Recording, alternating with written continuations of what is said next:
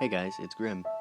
And a few weeks ago, someone asked me how I sounded so confident and how my narrations sounded so good. And at first I was kind of like, nah, no, they're not that good. But they insisted, and so I thought I would make a video with a few tips on how to, I don't know, make your creepypastas sound relatively professional. Um, I guess the first tip would be sound like you mean what you're saying.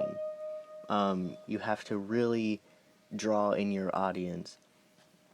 A really good way to do that is to sound like you're really telling them a true story.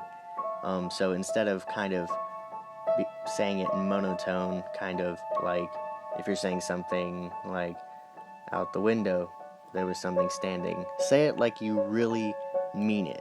Like it's something that you remember and something that really, really freaks you out. So instead of that, say something more like, I looked out the window and there was something standing there. Make it sound like you're actually telling someone a true story. I guess number 2 would be, I don't know, try your best to really feel what you're saying. That really falls in line with number 2. But do your best to envision the moment and communicate what you mean. Because, like I said before, you're really trying to draw in your audience and make them feel like what you're saying is true.